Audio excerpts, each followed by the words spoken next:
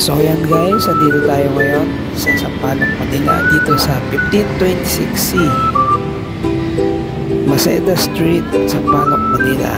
So ayan mga lodi, nakikita nyo naman sa araw, R-Chris Photoshop. So sa mga mahilig maglagay ng mga anik-anik or whatever, or gusto mo big bike concept, dito lang tayo kay Boss Chris na matatagpuan sa Sampaloc, Manila.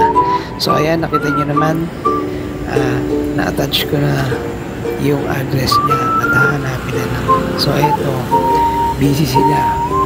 At yung nakakulay dilaw, mga lods, yan po ang gagawa ng aking motor.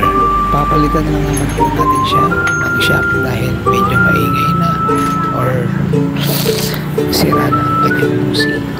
So ayan mga lodi, makikita nyo, ang dami nagpapagawa dito. So time check 8:20 AM. Yan, kung makikita nyo, kinakatay na to, charot. So ganyan lang talaga sila kung makikita nyo, pero mga magagaling po gumawa ang mga bata or tao ni Boss Chris dito. So ayan mga lodi, habang naghihintay tayo sa in-order natin na Race Power Thailand, yan po yung brand ng aking shock na ipapalit sa aking stock. So habang naghihintay at nag-ikot-ikot muna ako ng bahagya. So ayan, hindi na tayo makakapasok dito sa loob dahil nag-set pa lang sila or kabubukas lang nila. At yan, nakita nyo naman si Kenneth na gagawa ng aking motor. So ready na nga po pala yung aking in-order na shock. So ayan po, kung nakikita nyo sa box na yan, andyan po ang gagamitin para sa aking motor. So check natin. Yan, pakilemero, diba?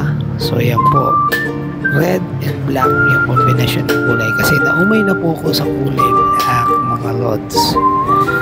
So sa mga nagbabalak at may budget na, pwede na magpagawa. So tumatanggap din pala sila rito ng credit card. So kahit wala kang dalang cash, kung meron ka nun, magagawa. At ito na, pang number 5 po yung aking motor at napakabilis. So ayan mga lodi, konting share lang naman ito sa mga naka-Raider 150 LOI. At yan, binanata na ni Kenneth yung aking motor. Tandaan lang Kenneth, careful dahil ingat na ingat ako sa motor ko na yan. Alam mo naman, yan ang aking kasangga at kasakasama araw-araw. So ayan mga lods, hanggang dito na lang. Babu!